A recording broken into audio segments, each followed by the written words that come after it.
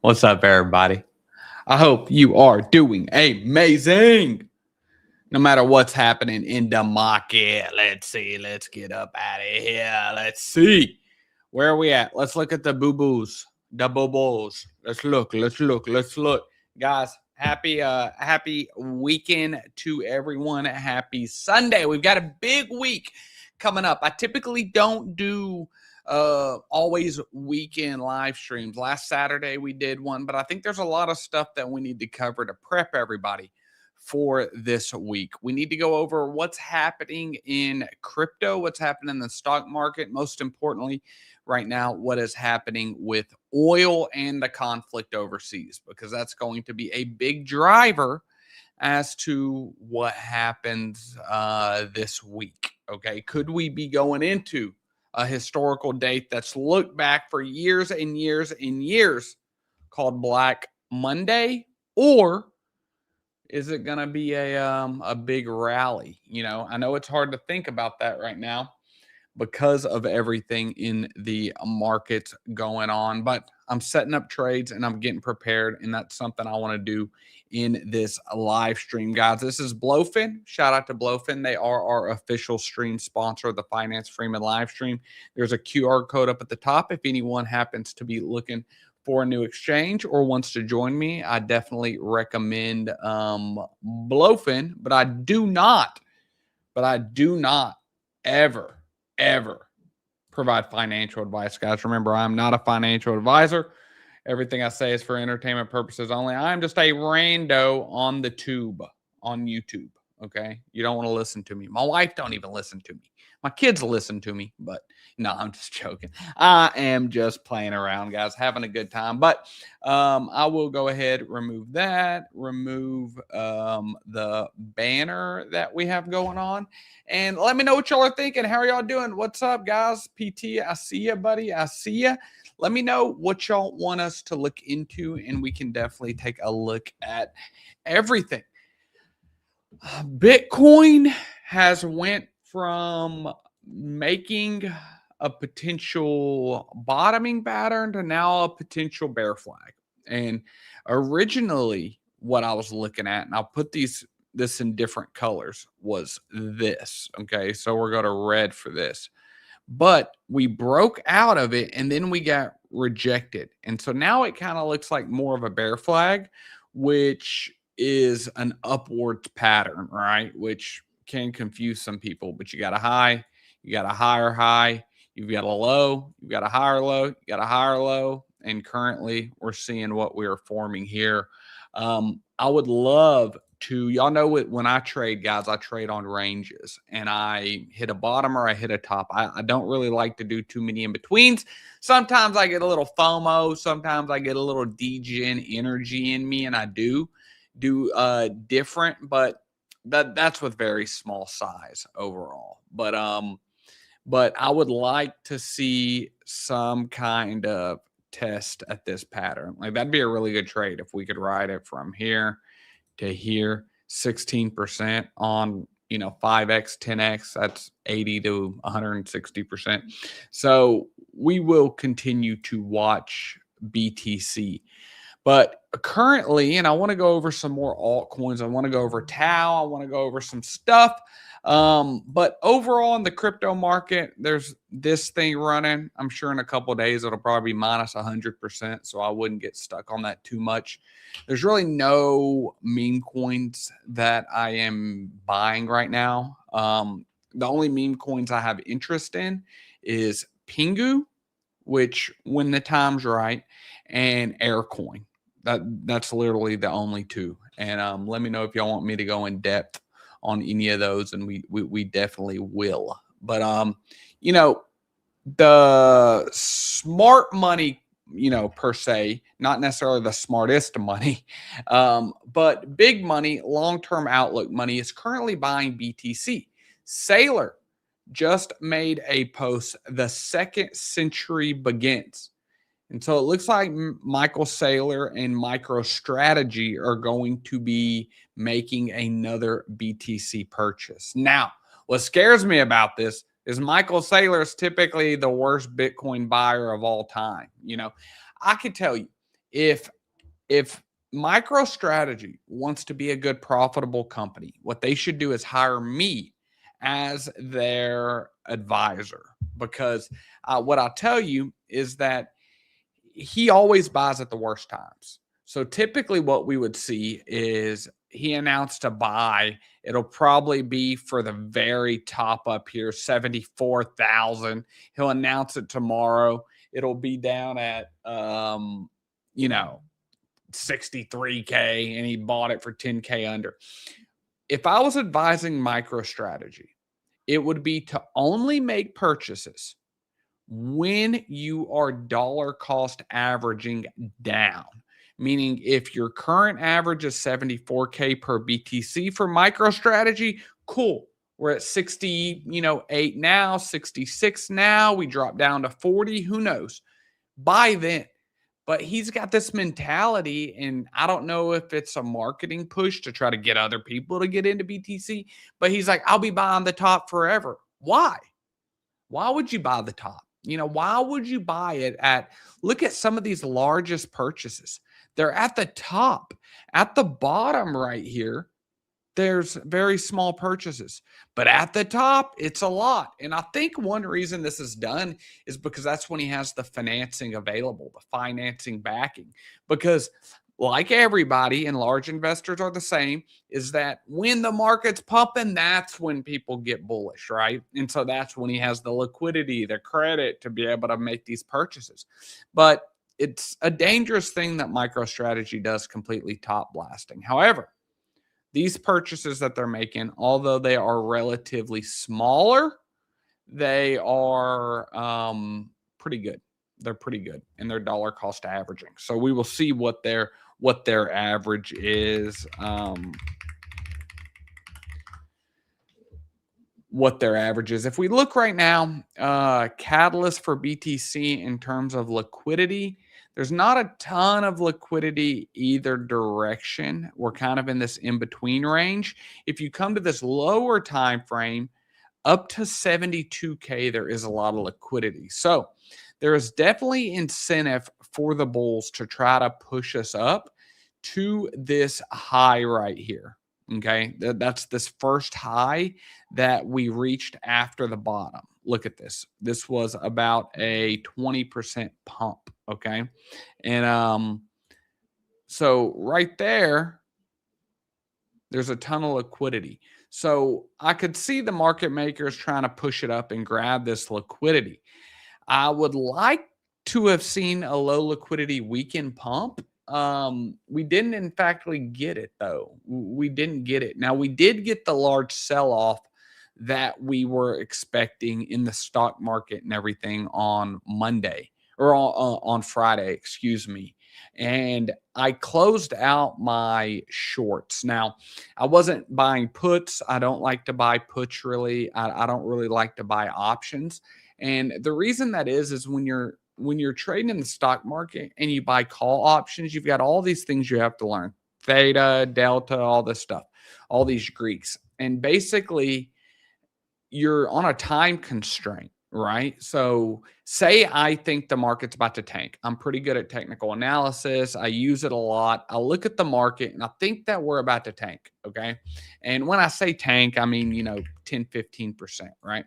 But if I come over here and look at the Qs and I think we're at a rolling top and I get put options for next week that are 550, but what actually happens this week is we go up like this and then next week we go down. Well, I just, had an expiring option and I just lost money. Versus if I buy an ETF that is leveraged negatively, then that's just better for me. So I'm a big fan of perps. I'm a big fan of buying ETFs in that way. So I had been, and if you are watching the live stream during the week, you will know that I was buying SQQQ pretty heavily. I had about 6-figure exposure into it. And as always, none of this is financial advice, but I closed it before the weekend. We had this sell-off into, and remember, this is inverse. So if this is going up, that means the NASDAQ's going down.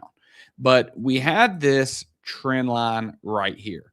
And my average price was, after I dollar cost average and everything, was 70.69, and I ended up selling somewhere around I think 74, which might not sound like a lot, but I had some decent size into it. So it ended up being a few grand.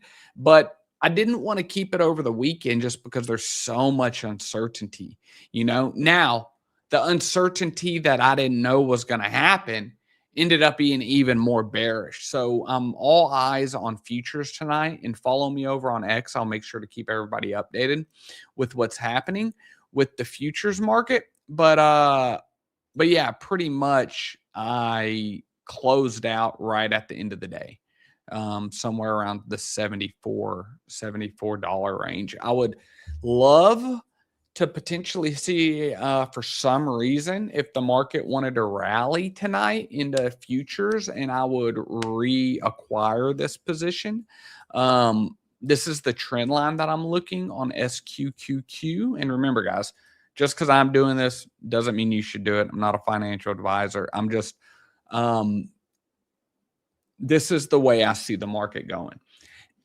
Now, like I said, with options, I could be off a week and waste everything. That's why I don't really like it.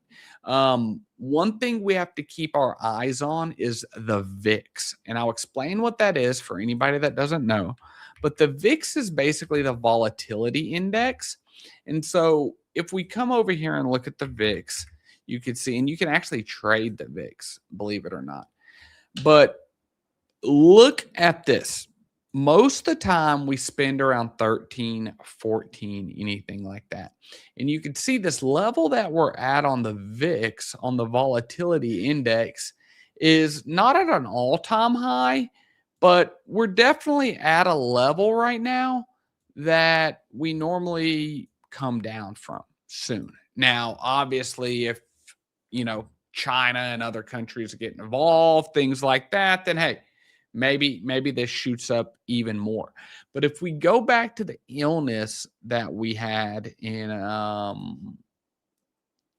know what I'm talking about, years ago, we hit 85.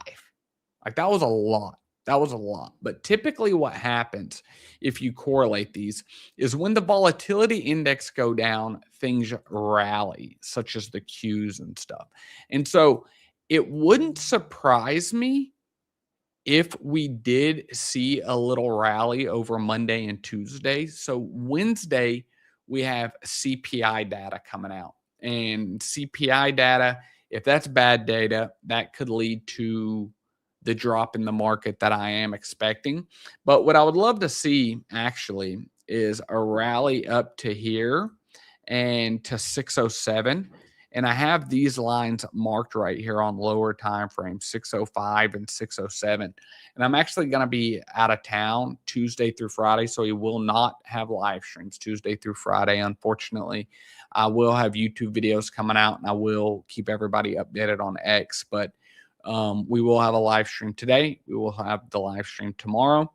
But that is what I would like to see. And then eventually see a drop that I have measured using technical analysis that would take us down to around the 550 range on the Qs, which again is the NASDAQ.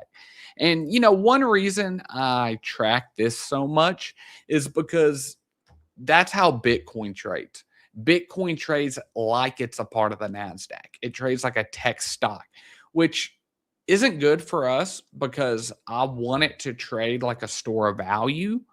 But then in times of good, then Bitcoin would probably just be stagnant. Like, look at gold. Gold spent forever being the same price, like a very long time. Let's see. Good afternoon. Good afternoon, Beeps. I've been seeing you a lot, man. I appreciate you being around and stuff. So if I'm good in profits on Canton, wow, that's a good price. It's at like 16 cents.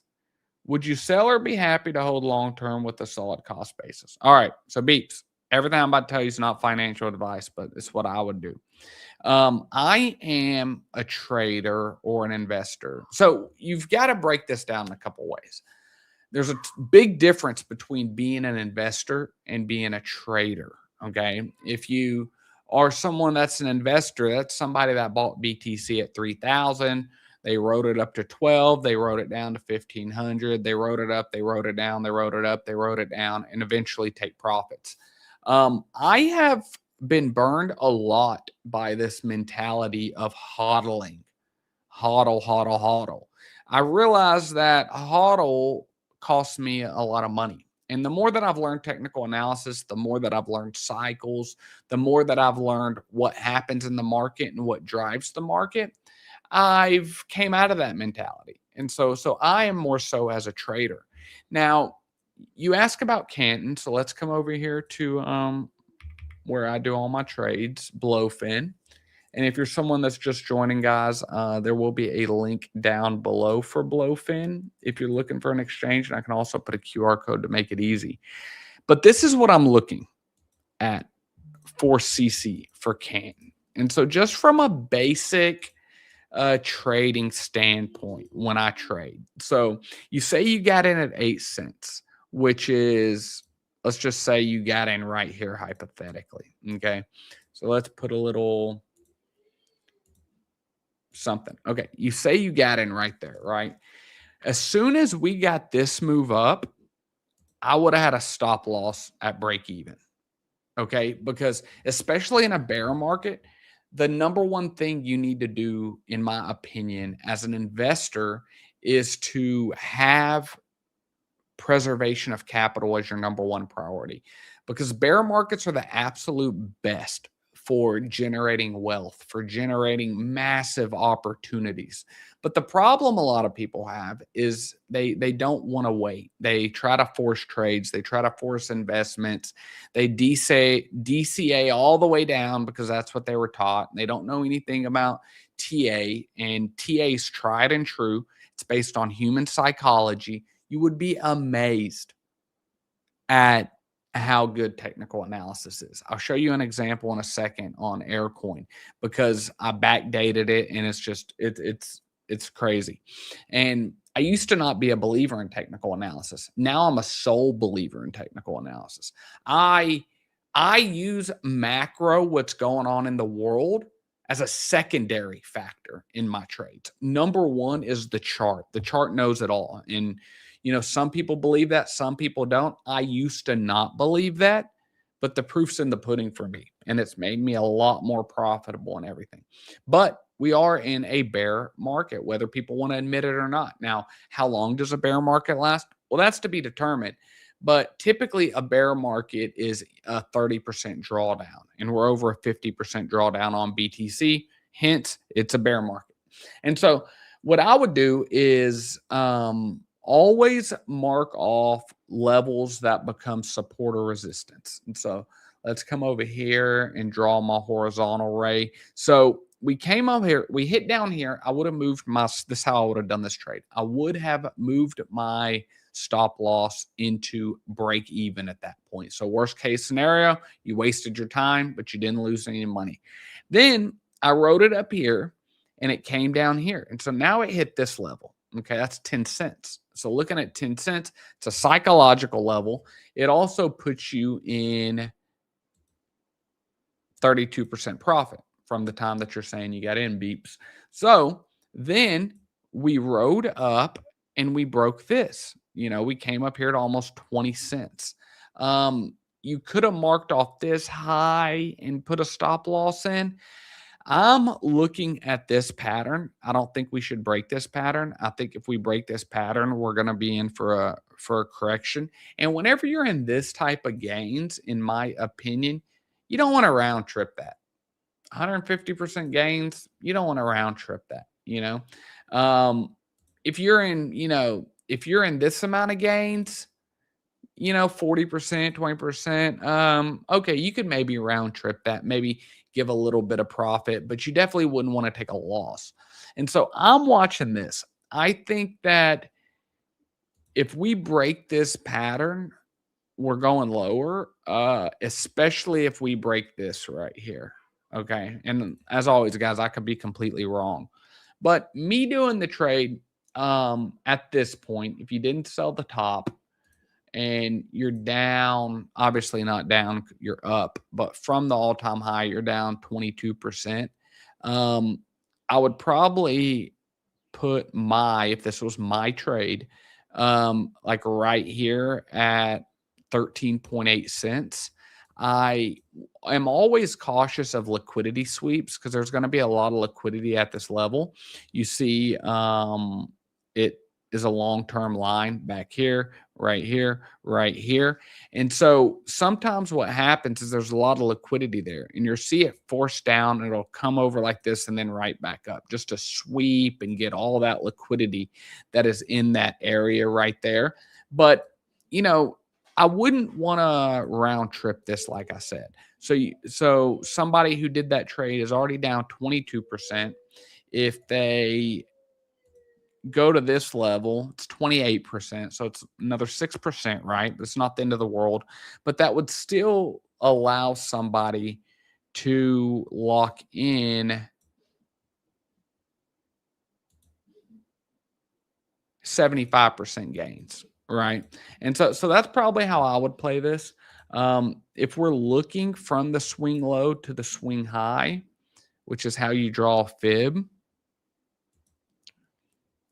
if we break that level, I could see us coming as low as, we could come as low as underneath your average to the 886 fib level. This is a pretty strong chart. Ideally, you would want it to stop in the golden pocket, which is between 618 and 65. And so I need to put a 65 on here. Let me do this.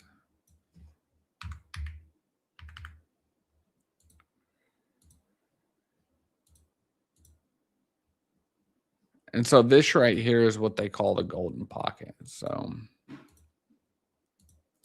in between these two lines right there. And so that's ideally where you wouldn't want it to drop under. Also, 10 cents, as we said earlier, is a big psychological level.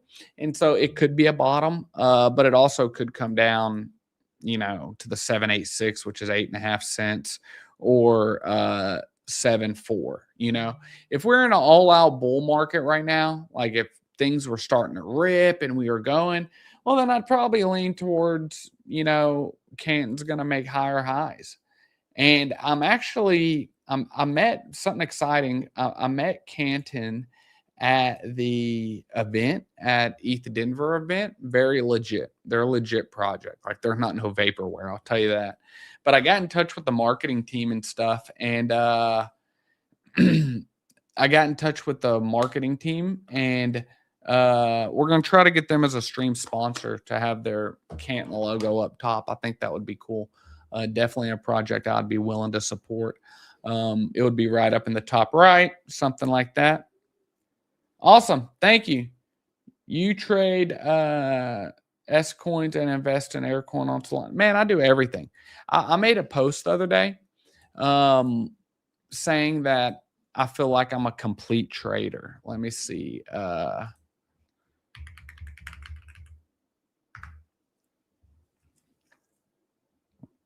And what I mean by this is that, being a complete trader is one thing. Being a complete investor is a little harder. And what I mean by that is a trader trades a chart, and charts don't change. Whether you're looking at gold, you're looking at Bitcoin, you're looking at meme coins, you're looking at anything. It doesn't change. It's human psychology. Now, when you're investing, that's a different story because you've got to be knowledgeable on what you're investing in. And so I'm, very knowledgeable, and not trying to sound like cocky or anything, but this is what I've spent my life researching: cryptocurrency and stocks. Specifically financial stocks. I like healthcare stocks, but I think I'm pretty good at that. And so I trade everything. But I do it in a way that mitigates risk. Like with meme coins, it's not something that I'm trading, 90% of my bag on, because I know what they are. But yeah, like you mentioned, Aircoin right here, and this will go back to technical analysis. Let me show you something. So This is a project that I really like. It gives me Turbo Toad token vibes. And I got into Turbo very early on, at like 10 mil market cap. I used to host all the spaces for Turbo. I got to know the team. I met a lot of people, a lot of good people there. And, you know, I started learning about technical analysis. And back in the day, I would have never believed it. But anyone that's in my Discord, anyone that watches me, they know that there is one level I always look for on meme coins, and that's the 886 fib level. Now, I didn't get into Aircoin until back here. Okay. And then like a week ago is when I made my first post and released the first video and everything like that. And so Aircoin actually had a pretty good week. But if you just look at this and you draw fib, swing low to swing high, look at that. The 886 fib level. It hit perfectly. It tagged it perfectly. And like I said, I wasn't looking at Aircoin back then, or I would have got in on it. And just a side note, a platform that is absolutely great that I use to do all of my like trading with this is actually called Sonar. And with Sonar, you can set, it's like very privacy focused. You can set DCA, you can set limits, you can break it down into multiple purchases. They scramble all the wallets. So like, it's like very privacy focused for your safety. And yeah, I absolutely, absolutely love them. I can, I've got a link that'll give you, I'm not paid by them or anything, but I do like it.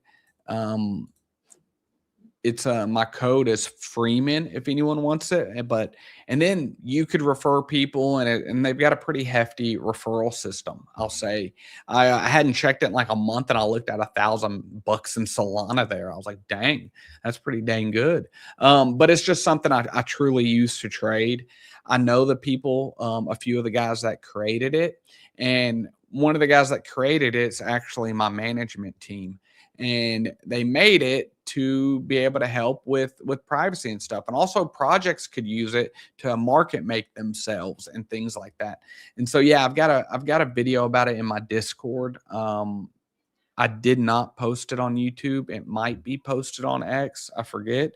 But yeah, Sonar is really cool. But yeah, just looking at Aircoin, this is also one that I'm a long-term partner with, but it's the only meme coin I'm really investing in right now. Like I said, not financial advice, but the team's legit. They ran Doge on ETH to over 500 something mil. I mean, and what really made me like Aircoin is that they CTO'd this project back here. So it's a CTO. And when you look right here, Solana was $240. Right here, Solana's $80. So this team's been building for 6 months. They haven't left. They have daily voice chats in the Telegram. They have spaces or every day on X. I'm talking to them about lowering those spaces, and let's just do one like really big space. But yeah, that's Aircoin over on Solana. You can check out my recent video if you go to YouTube or X. It's pretty cool. I forgot to ask you, do you think this past cycle was the worst we've had? For altcoins, but we're also very diluted. Like there's a lot of vaporware, y'all know. You know, I always talk about that. We've got a ton of vaporware. But you know, people act like Bitcoin didn't do anything this cycle, but that's actually not true. Anybody telling you that doesn't know what they're talking about, in my opinion, because BTC bottomed at 16K and Blofin's chart started at 18K. But let's just say 18K. I mean, BTC still made a 6X. You know, I mean, it's not like it didn't do anything. It definitely did. Altcoins were different. I think a lot of it was held down by Ethereum. But I think now that we have this institutional adoption coming, now that we're about to have the Clarity Act passed, We already have the Genius Act. I think that it's going to be like a massive altcoin season when we do get it. Right now, it's showing 37 index. I don't know where they get that number from, but these guys also said that there was a zero top indicators when I was calling the top on X at over 100K.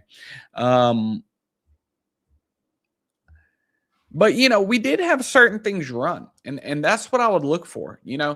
Some people came in late in the cycle or something like that, but we definitely had AI coins run. They just ran earlier than people expected. We had a real world asset wave that ran, and we had a privacy coin wave run. If we go back to this is BitTensor, it ran from 46 to 770. It did a 15x. If you caught that, you wouldn't be saying we didn't have an altcoin season.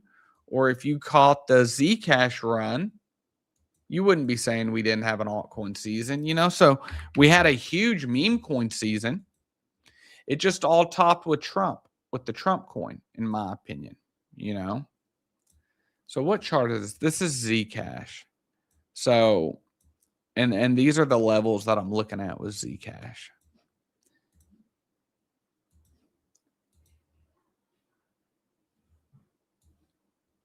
If we draw this fib going down here, you could see the 886 is around 105. But there's also this level right here around 128. I think we hit it. But, the biggest thing I would say is if you did miss, altcoin season, you lost money or you didn't make money, whatever, it would be to look at the narratives that did run. We had real world assets run. We had AI run,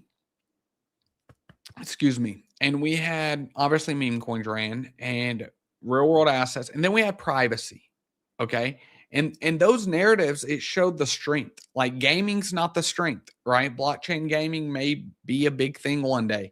But right now we're at a time, I believe, where all the vaporware, all the speculation, all the hopes and dreams of video games and tokenizing, all this other stuff that don't matter, I think that's going to be on the back burner for a while. And I think we're into real world applications. Privacy is a very big thing. Okay. If you're a billionaire who wants to send money to one another, billionaires, you don't really want to use Bitcoin because it's all transparent on chain. You're going to want some form of privacy. When you look at artificial intelligence, there's going to be a need for decentralized AI. There's going to be a need for microtransaction payments for artificial intelligence agents. That's what I'm looking for. And meme coins, they're never going away, in my opinion. They're down right now for the simple fact that people are broke. Liquidity's at an all-time tightness. We just ended quantitative tightening through the Federal Reserve. And so, I think that's what it is. And I don't think that what we're seeing is any different. And yeah, Beeps, I agree with you. A 4-year cycle played out perfectly. Bitcoin will hit 51,875 this week. What is that based on? I'm not disagreeing. I'm not agreeing, but I'm not disagreeing. But what is that based off of? Is that just the that's not the 200-week simple moving average? Yeah. What is that based off of? Is that, what did you say? 5185. Is that based off this support back here? Now, I will say that this bear flag that we're forming, and I'll teach you how to technical analysis of bear flag. But when we look at Bitcoin, it's currently forming a bear flag. And so if you want to take a measurement of that, you would take it from the breakout point essentially down and make it the flagpole. So what I would do is come up here and draw this bear flag that we had. Okay. And then we broke down out of it. We came back, we retested, and we failed. So I would take this and I would come down here to this low that we hit of 60 and then take that down to the breakout point. And so this takes us to around 42K. So I'm actually going to move that up a little bit. And I showed before This level right here has a lot of interest for me because we have a lot of history with it back there. But if we also do technical analysis using fibs and we go back to the low of this cycle, which was about 15K, and we come up, you can see the 786 fib level is around, the 40K range. Um, if we start at 16 and we peaked out at 126. And so I think the 40K range makes a lot of sense. Could potentially dip under that. And it would look like last cycle if we did that, because we did not stop at the 200-week simple moving average. If we come over here to BTC, let's go to the weekly chart. And let's change this to 200. You see, we front ran the 200-week simple moving average a little bit. In previous cycles, we had bottom there. We wicked underneath it on this one. On the weekly candle, we wicked underneath it about 27%. If we come back to last cycle, we wicked underneath it about 30%. So if we wicked underneath it, let's say approximately the same, 30%, that's 41K. You see? And that lines up with what I was just showing you guys over on Blofin, 41K, which also is the bear flag breakout point. And so it makes a lot of sense for me. I think that's a prime position to, for me to load up on longs is around the 42K range. And so I'm really looking at that. This played out pretty good. If we just back test some of this and we come up here and we measure this bear flag that we had and we take it to the breakout point, that took us to about 68 right there. There's argument that you should come back here and count all of this, and that probably take us closer to where we actually hit, which was about 62. And so, technical analysis, it's all based off human psychology.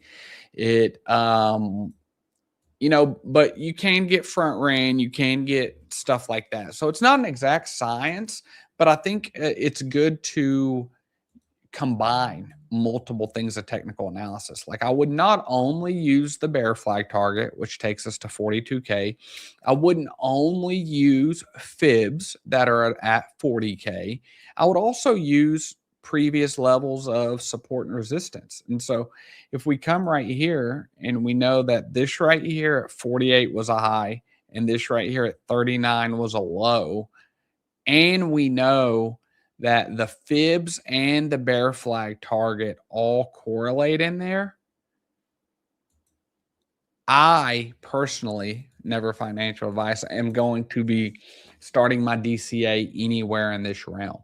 There's also argument to bring it up a little bit because you don't want to be greedy, because this wick right here is in there. And so anywhere between like what you're talking about, this 51, 52K range, and this bottom of 38, I think is a good place for me to DCA. But let me know how you came up with this number. I would like to look at it.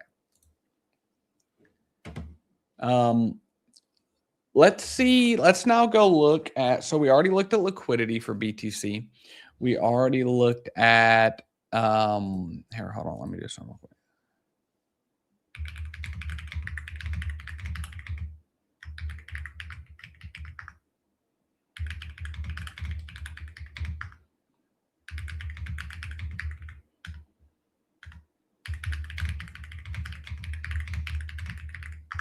I have my editor messed with me. So now let's look at what's going on in the world, in the economy.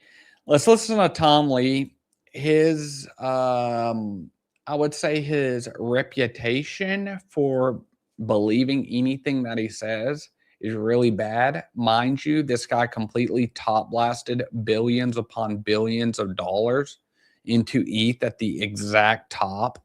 And so he's down massively. Again, like I was saying earlier, I mean, MicroStrategy, they definitely don't have any technical analysis folks on their team. These guys are absolutely lost. But let's take a listen to what Tom Lee says right here. It looks really like it's bottoming because the fundamental story of crypto is quite positive. You know, Davos shows banks are really embracing crypto. There's regulatory bills coming that are favorable to crypto. And in fact, you know, we saw an announcement even today. BlackRock is going into DeFi with Uniswap. I mean, people might say that's a degen move. So crypto has a lot of sort of tailwinds, but the price action is terrible. It looks really like it's bottom.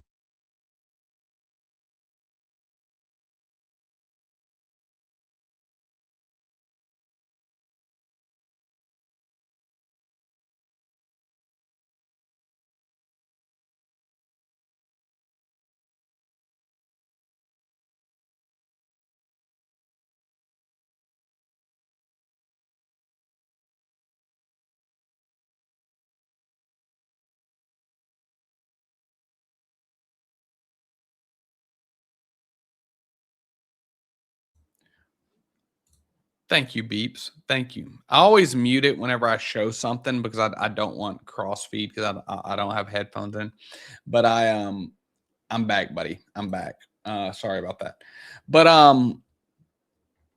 so yeah, what I was saying was that Tom Lee said that there's a lot of tailwinds, but there's also a lot of headwinds right now. And like I said, I'm a big technical analysis guy. So I believe the chart before anything else. And I just believe the chart's going to do what the chart's going to do regardless.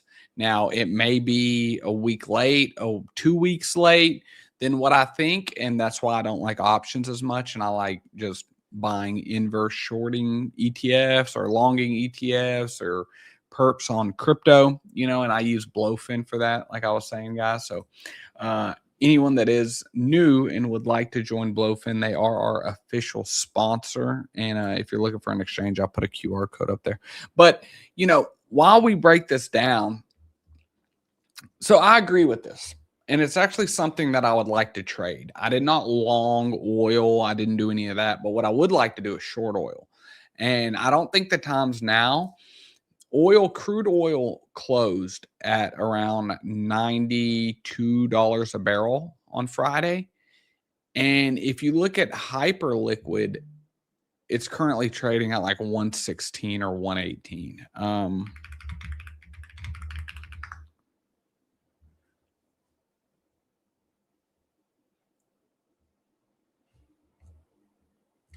Let's see. Let's go to latest. Yeah, see, US oil hit 113. A trader made a bold bet on oil and it's paying off. He opened a 17x long on crude oil on Hyperliquid, controlling 900K worth of oil with an entry of 76 bucks. Yeah, he did good. With oil now at 91, the position sits at 150K in profit. Man, what a trade. That's awesome. Good for him. Good for him. One thing for anyone that's just getting into trading, like I like to say, is, some people come in here and they're put, all their money and they start trying to learn how to trade.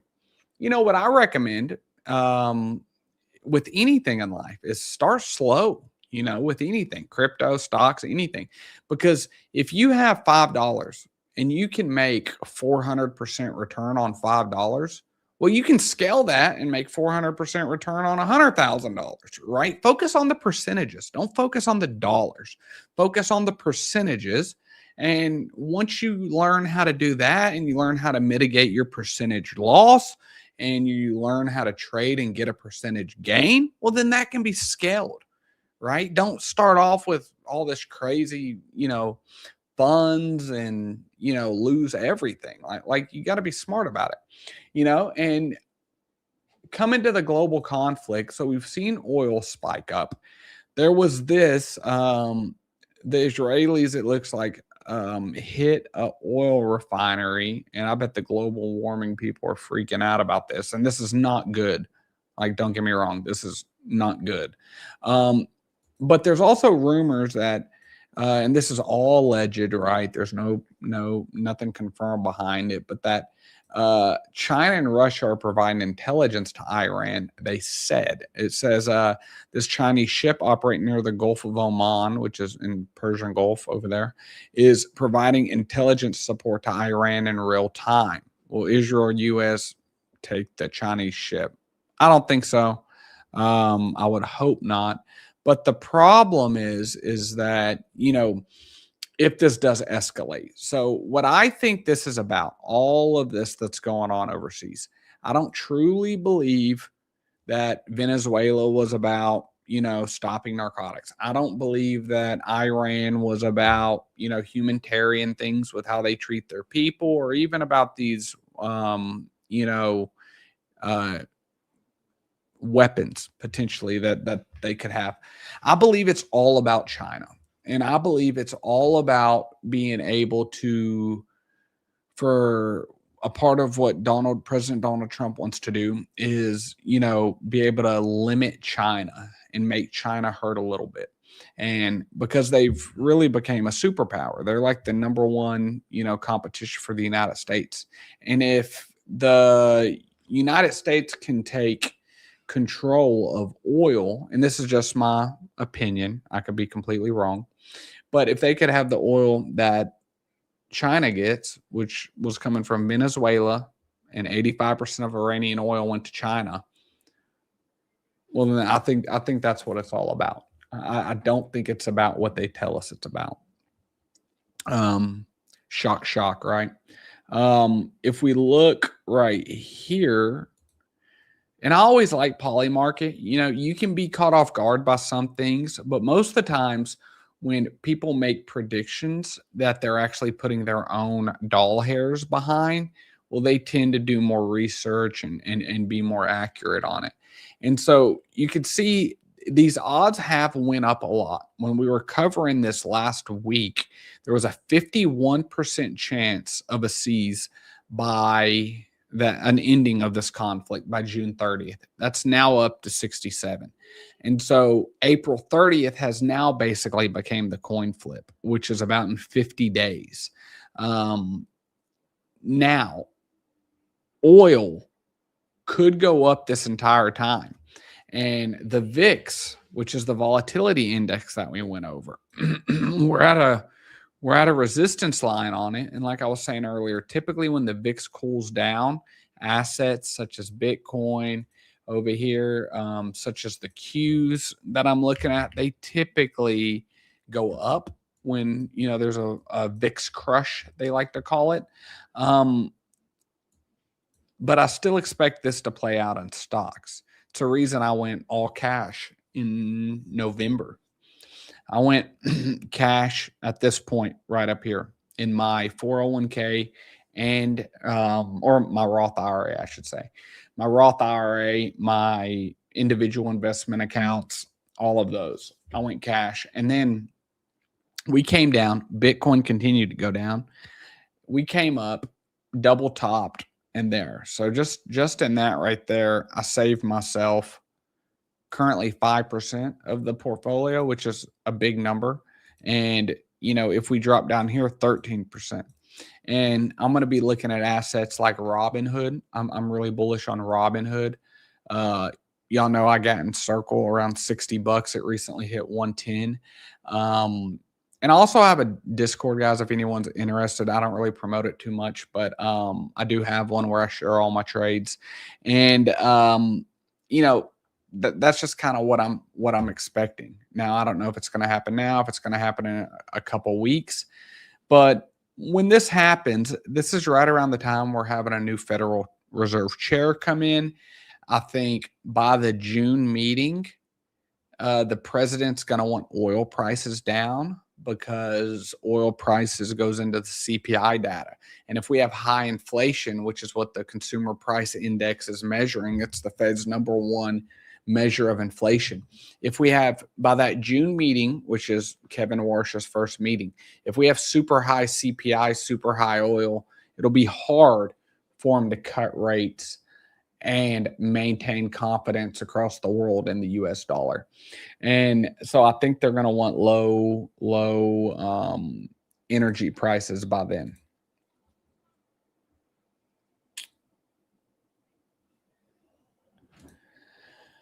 Turbo over completely. My plan was cash out last January during the first pump of the year. And you know how that went. You know, Turbo, I looked at it for the first time in a while. So I still have a moon bag of Turbo. You know, I got in Turbo around 10 mil. It went up to $1 billion. I used to host all the AMAs. You know, I absolutely loved it. It was the first real community I'd ever been a part of. And when I was making the Aircoin video, you know, it just reminded me a lot of Turbo, like a lot. And I said that publicly, that it reminded me a lot of Turbo. And I looked, and Turbo was like 60 mil market cap. And the thing is, in meme coins, community is great. And it is the most important thing initially. But you also have to have catalyst. And so if we look at this Turbo chart, we fell under every fib level that I could imagine us hitting. You see, we fell under the 886 fib level by a lot, and by like 50%. Like, I'll be honest, Turbo kind of looks cooked, guys. And I'm sad about that because I do love Turbo. But the problem is that there's no catalyst for Turbo. Okay. The AI meta, you know, Fartcoin came out and those other AI agents came out, and Turbo kind of lost its, you know, jazz per se of being the first AI generated meme coin. But there's just a lack of catalyst. You know, you've got every exchange already except for Robinhood. So what really are the catalysts for Turbo? You know, so my little moon bag, I'm just going to keep it. I love the community and everything, but you know, personally, like I said, I could be wrong, but I doubt we ever see these levels again. And I keep also waiting for Trump to prepare for midterms. Things are just getting worse. I don't understand. It's thinking, yeah, I mean, I think these odds are pretty good that we end or before May. I would say I would think that we get this before May. I think that they're going to want it to look good in the midterms. They're going to want a booming economy, which means stock market and hopefully Bitcoin and crypto as well by midterms, which is in November. And so people are short-minded. You know, a good month in the stock market, 2 months in the stock market, you know, people are happy with that. And so if we were to get, you know, if this conflict, pray to God, is over by this point, and we get rate cuts in June at the first FOMC meeting that Kevin Warsh will be over, then, you know, we could potentially have some good liquidity coming into stocks and crypto. And then Bitcoin bottom in September, October, maybe. Altcoins bottom around this time, I would expect. And, you know, that could leave things being okay for midterms. But I've said it before, historically, the markets do the best when you have a split Congress. So right now, Republicans have everything, right? They have the White House, they have a House, and they have the Senate. And when you have that, there's a lot of uncertainty in the markets, right? Because when one party controls everything, they can essentially, you know, change laws and do stuff like that. Versus right now, the odds of the Republicans losing the midterms are pretty high for the House, at least. Let's see if I can look. Balance of power. So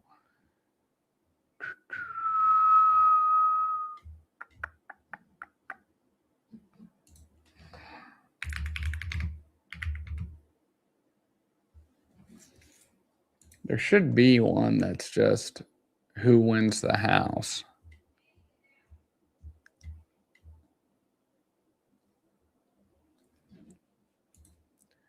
But so a split Congress could actually be bullish for midterms.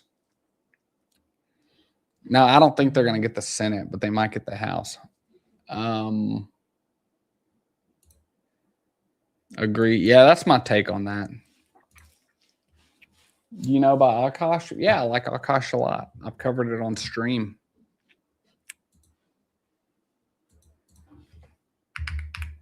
This is a essentially a DPIN narrative for decentralized compute, and it's good. I like it. It's a marketplace. If we come look over here, I think it's down to like 150, 172 in overall market cap. So if we look right here, this got a really big AI pump. And it's retraced almost all the way. But I actually do like AKT. I think it could be pretty good. Can you take a look at HODL? Sure.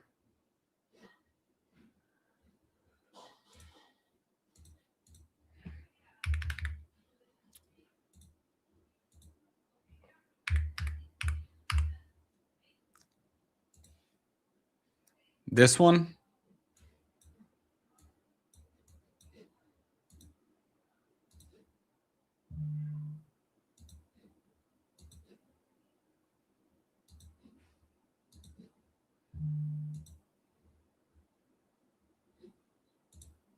Yes. Okay.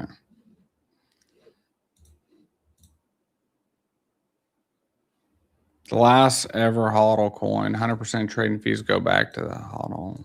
I don't know who that is. I'm hodling. What is this? Some lore from back in the day? What's the date on it?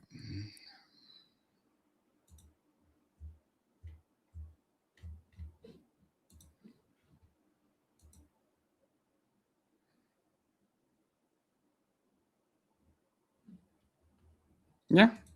Looks okay.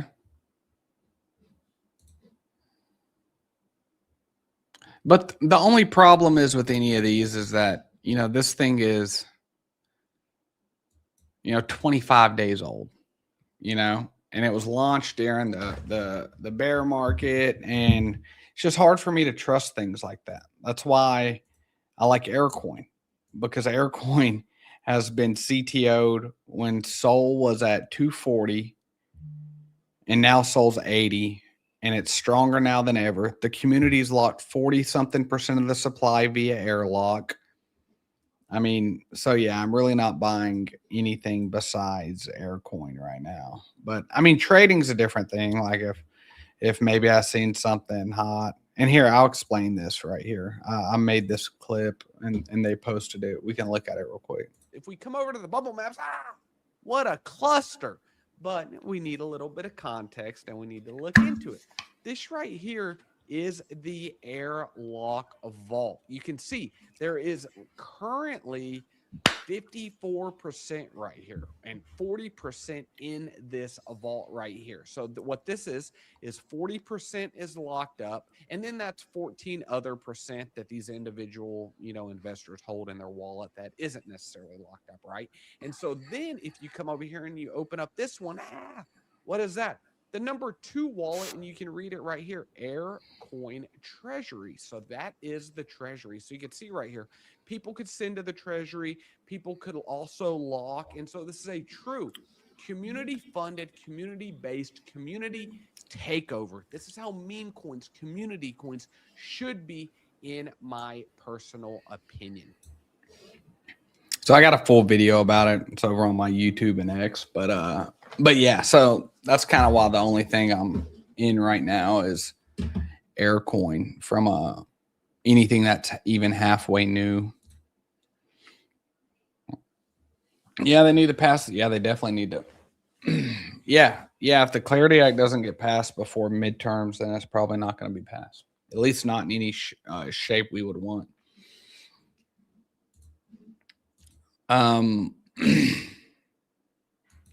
So yeah, basically what I think why I wanted to do the stream today so I could show everybody is that we need to watch the VIX, okay, see if this breaks out and if we get increased volatility.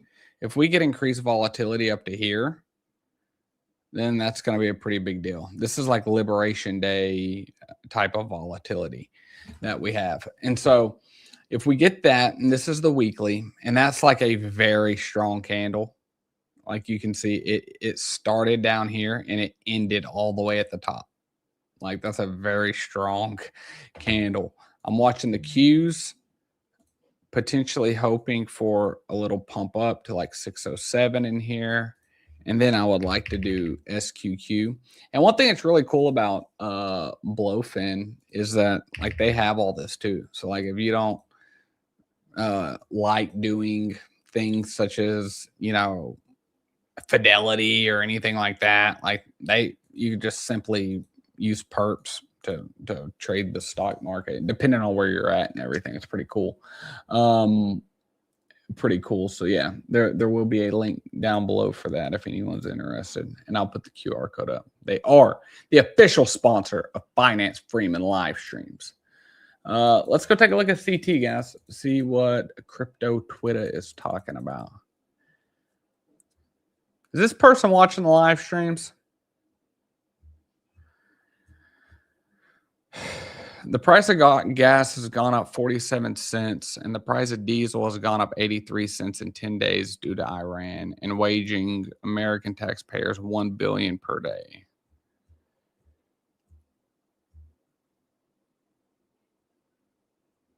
Central angiogram within weeks. Okay, so it sounds like it's gone on for at least a few more weeks.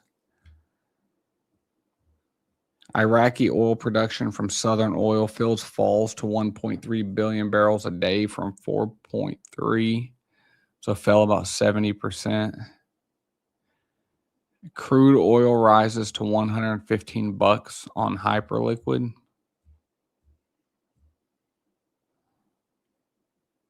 Iran says it's prepared for U.S. ground troops. So if they came in, boom, we see VIX spike. Yeah, I kind of wish I didn't close my NASDAQ short, but, you know, I didn't know. There's just so much volatility right here. If I was able to lock in, you know, a few grand in profit, I didn't want to risk losing it over the weekend.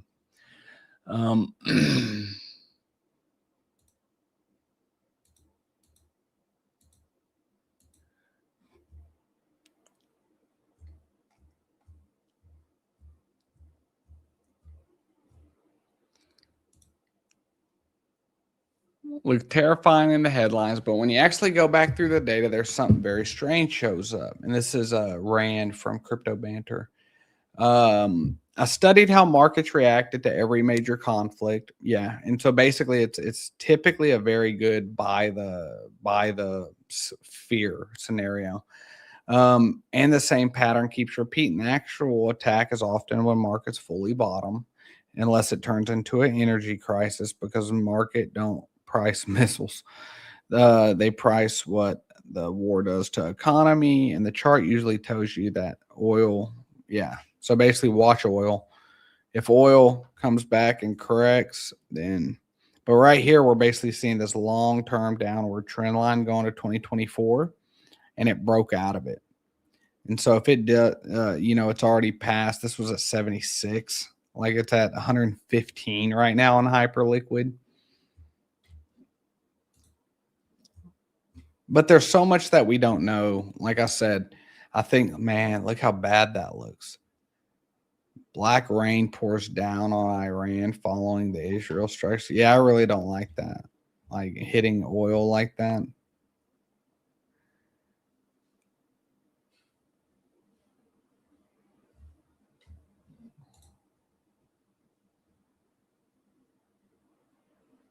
This guy's looking at 50.4K.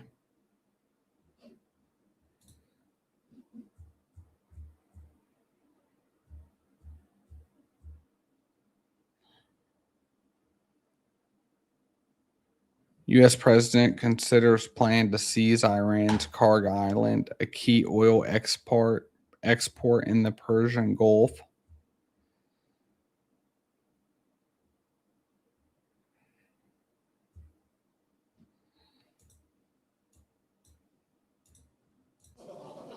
I said, what's left? but they're tough and they want to fight. And they're calling, they're saying, how do we make a deal? I said, you're being a little bit late. And we want to fight now more than they do. I mean, I think with the act that they use, I think it's 60 days before you have to go to Congress.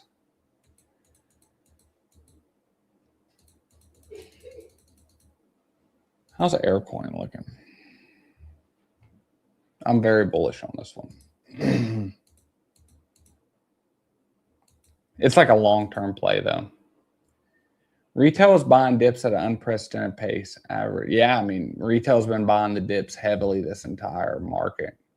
That's why I'm so bullish on Robinhood as a stock, because I think, you know, I transferred my IRA into there. Like, so now it's my complete investment financial app. Like all my IRA, my individual trading account. I even have like my liquidity there when I want to buy spot BTC, like in large amounts. I have it there.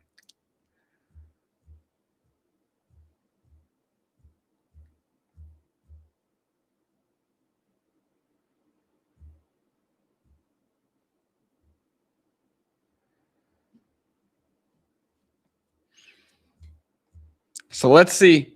Futures open in 4 or 5 hours. So I'm extremely excited. What's up, brother? Fishing Dan. You been fishing lately? You caught any good fish, man? I was gonna take my dad retired recently, and I was gonna take him on a fishing trip, like a cool offshore fishing trip. But instead ended up taking them on bought them a suite on a cruise. And so they're going to go with me and my little family. So I'm really excited about that.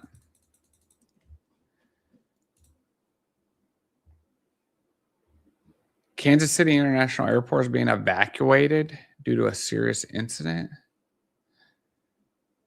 Dang. Credible BOMB threat. Ugh.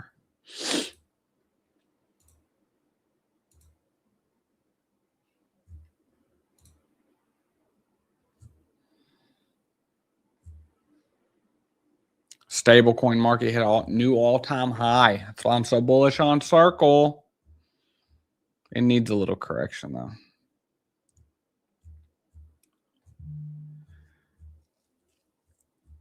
Lists are really good, guys. If you use X a lot for research or whatever, it's very good to be able to take out all the noise. The index, Eric Jackson, I like him. He's the main guy behind Open Door stock, at least promoting it from a retail perspective. And I like Open Door also, but I'm waiting for around $3 to buy a big bag. The index says nothing is happening. QQQ, NASDAQ, hasn't moved plus or minus 3% in 14 weeks, but the underneath of the service, stocks are moving 20 to 30% in days. This is the regime people always misread. Indexes drift sideways. Individual companies reprice volatility. Dynasties are never built in an index. They're built in the volatility people are too scared to hold. I agree. Index funds are good for 95% of people that, you know, go to work, get a paycheck, put money into IRA, put money into stock market or into 401k.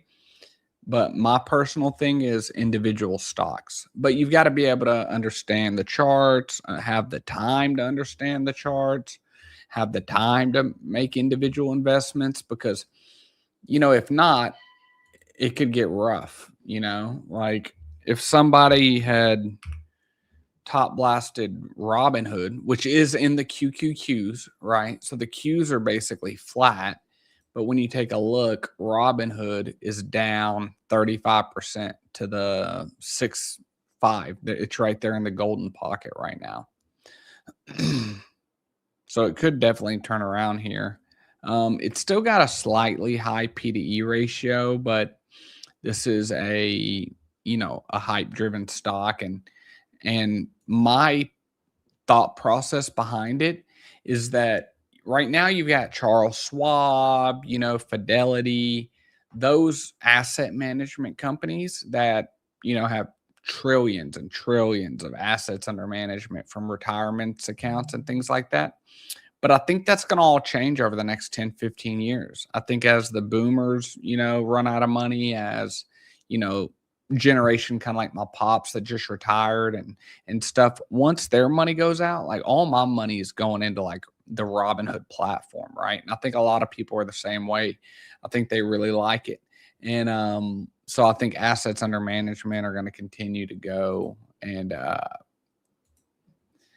man, I was waiting for 50, but I don't know. Maybe I should actually DCA into this one instead of waiting for the absolute bottom, because it is right here in the golden pocket. But we'll see if it loses it. If it does, I'll be looking anywhere in here.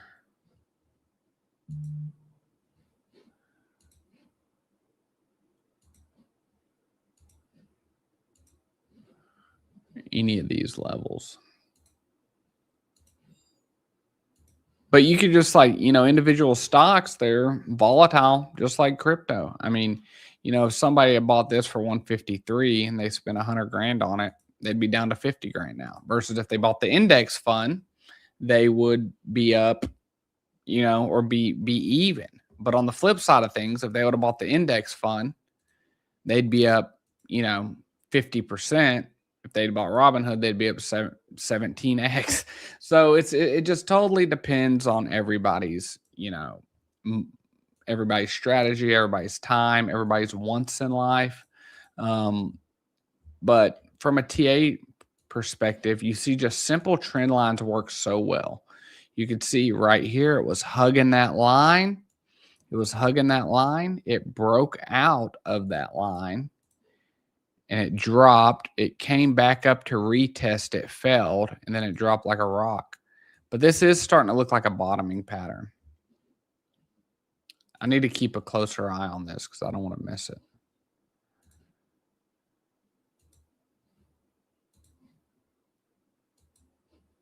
Because one could say this is an inverse head and shoulders, which would start the route up. It's about fishing. Not recently. Heading to Florida in May. So going to try to catch some snappers. Cruise sounds fun. Man, maybe I'll come out there and join you. Have some good old drinks and go on the boat. People searching for the pot of gold. Aircoin.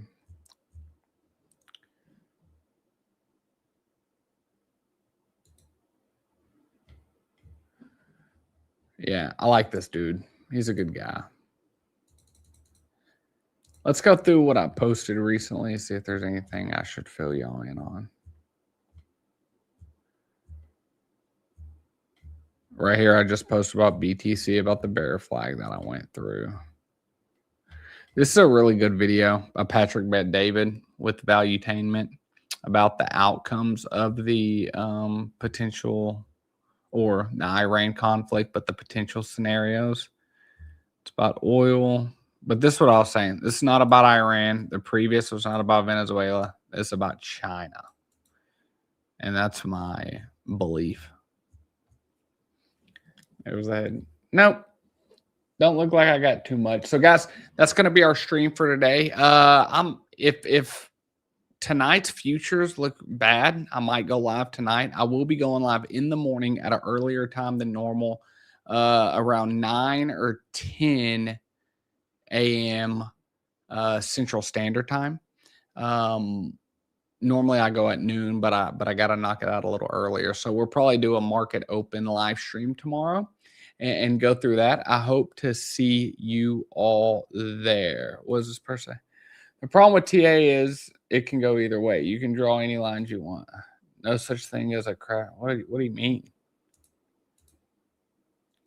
I mean, certain TA can go either way. Like, sure. This could go either way. Like, yeah, it could have went up, right? But from a trading perspective, this is an easy trade because you break out, you come back up and you fail the retest. Well, okay. Well, if you go short, your stop loss is invalidated right here. right? So what, a 3% loss on the trade potentially?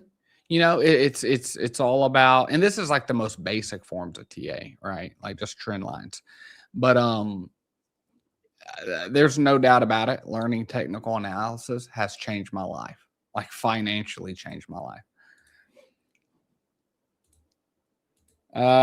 Stock markets always go up when USA wins more control over oil. Yes, I agree in the short term or in the long term, but in the process of getting that control of the oil, it could be TA works so well. Like I said, I used to not be a believer, but maybe you just came into the stream, but I showed even a meme coin earlier that I always look for the 886 fib level. Tell me what this hit. 886 fib level perfectly. The thing you have to realize about Fibonacci and about technical analysis like Fibonacci levels is it's all based on human psychology, and human psychology hasn't changed ever. You need to know who is buying, who is selling. That's the real info you want to know in trading. I disagree. I mean, maybe if you're trying to look for like the new narrative and you want to see if like, if big institutions are getting in or something, but basically Fibonacci is all based off human psychology, all human psychology. People buy, people sell, people buy the top, people capitulate, a certain amount do, a certain amount don't. Insider trading is outlawed. TA does not think about that. I mean, all of that's right, but none of that stops the fact that, I can show you another example of how I made major money recently on a trade. This right here, the ICO was back here.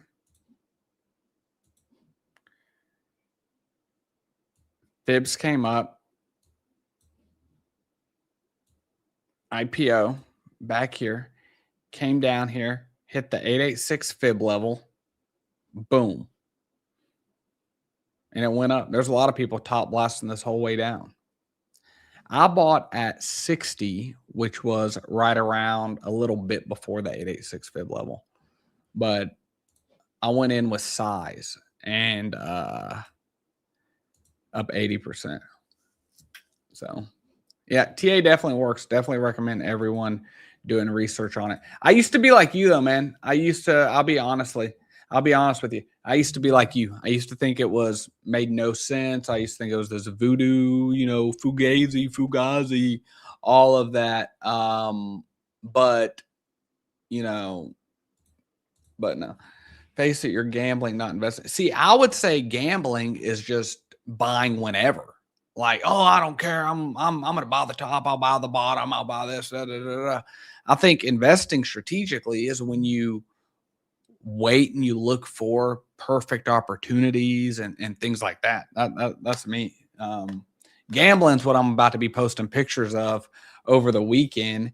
And I'm a billionaire, been trading for 50 years. If you don't, well, I just have to say, if you're a billionaire, you got to be the saddest billionaire in the world to be on my live stream at Sunday. But congratulations.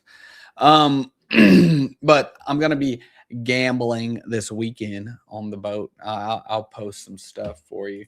I'm curious to see how many jobs AI takes by 2030 Armageddon. It's going to be white collar jobs. I actually have a thread about how AI is going to save America and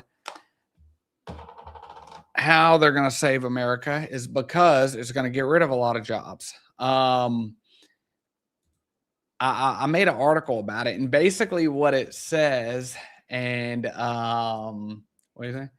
What do you think? Billionaires are separate? No, I could just think of, if I was a billionaire, I could think of a lot better things to do than be sitting on my live stream on Sunday morning. I would, hey, trust me, I'm glad you're here. I absolutely love it. I wouldn't be watching my live stream if I was a billionaire. But the Kathy Woods does not use TA. And have you seen her ARK Invest fund? How bad it did? If it wasn't for the Tesla trade, she would be nobody. Like if it wasn't for getting into Tesla early. I'm curious to see how many jobs AI takes. So yeah, so getting back to that.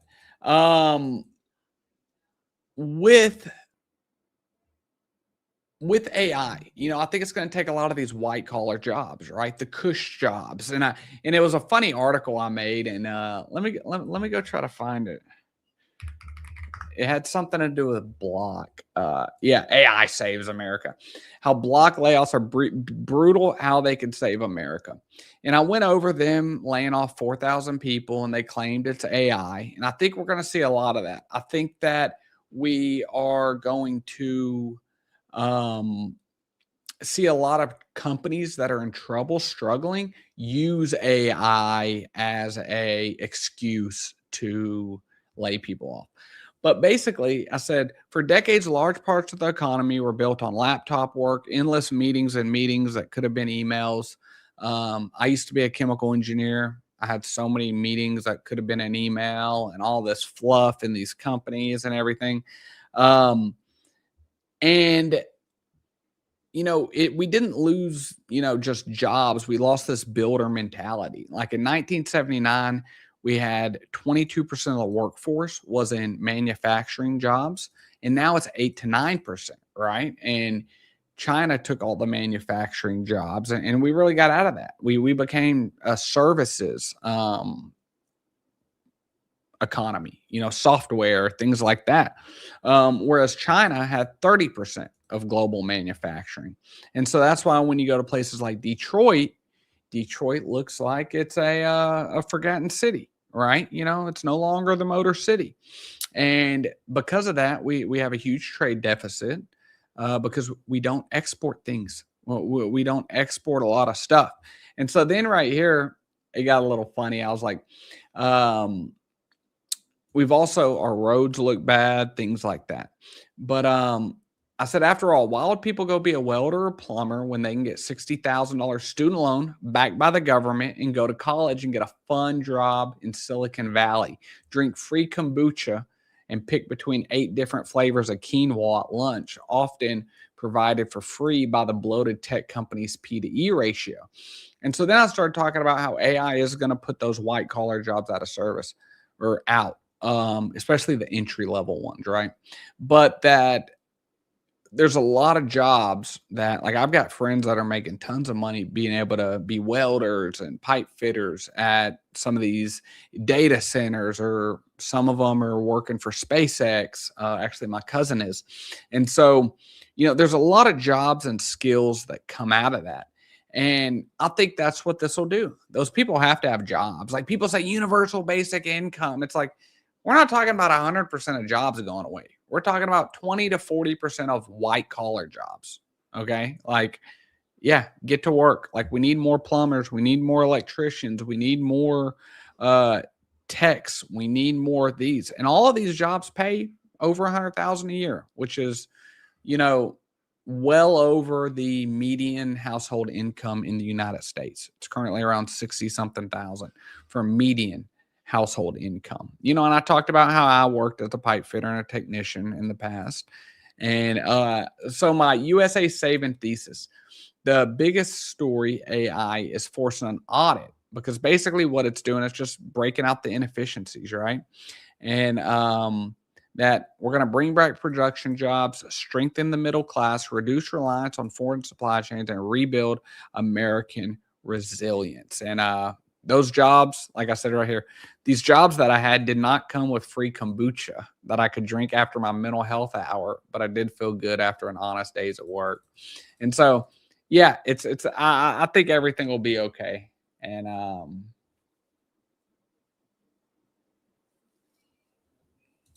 dude, why is this dude rambling so much? If you're dealing with money, you need to learn 5, 10, 15 year, 30 period, not gambling day to day. when I bought Bitcoin, it went from 11 to 2. I guess you weren't around for them. That was a huge loss, and I bought more. This guy's just rehearsing nonsense. He is a parrot. Rah, rah, rah. Says the saddest billionaire I ever seen in my life. Okay, so like I said, I appreciate you being here, but and I'm glad you bought Bitcoin early, and congrats, you did all that. But just because you don't understand technical analysis and trading doesn't mean it's gambling, doesn't mean it's any of that, right? One could say buying a brand new asset at $11 and it going to 2 and buying more could be gambling, right? It paid off, right? Congrats. No, I mean, if you have a 30-year horizon, congratulations. You are the majority of people in the world, right? I think we're at a time now where most everyday people feel like they're behind. Inflation's, out of control. Like, even though right now inflation is 3%, we've been 40% for the last couple of years. Like, the cost of everything has went up dramatically. People don't feel like they can make it just hitting the 401k with 7-8% a month, right? And things like that. People don't want to have to fear for AI taking their jobs and stuff like that. Like trading's not for everybody. It's not for everybody. But there's a reason that technical analysis exists. And there's a reason that there's very, very profitable traders in the world. Not everyone has to have a 30-year horizon. Like, if I have a 30-year horizon, dude, I'll be 62. What am I going to do? Start buying diapers for myself? I don't want to have a 30-year horizon.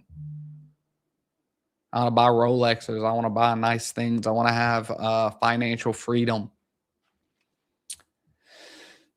Hell, even UPS drivers make $125K a year. Yeah. I have a buddy that works for UPS, and he makes a very good living. Nothing outside of a high school diploma, just a little bit of work. So all you have to do, if you're worried about AI taking your job, is find a job that uses these. If you can use those, you'll be solid, man.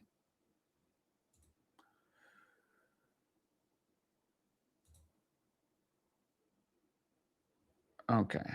I took the billionaire out of here. I did him a favor, though, because if he's a billionaire, he should definitely be on a yacht somewhere instead of watching Finance Freeman's live stream. Come on, man.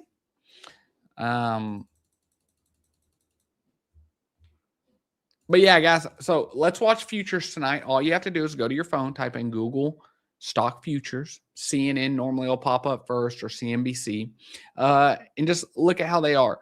And a lot of times what we see in this type of market is that you have like a run up overnight and then it gets sold off the next morning, or you have a sell off overnight that gets bought up the next morning.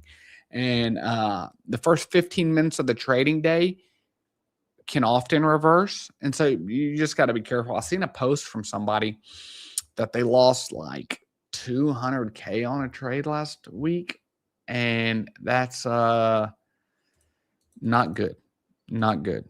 And it's because of very bad risk management and stuff like that. But guys, we're going to wrap that up. Like I said, if you're looking for somewhere to trade, feel more than free to use the link down below for Blofin. They've got it all, every type of investment you could want. And I've been using them for about a year, been partnered with them for about 3 months, and haven't had absolutely any problem out of anything. But guys, we're going to be back in the morning for market open. We're going to do it then. And I hope to see you all there. I love you all. I hope you have a wonderful rest of your Sunday.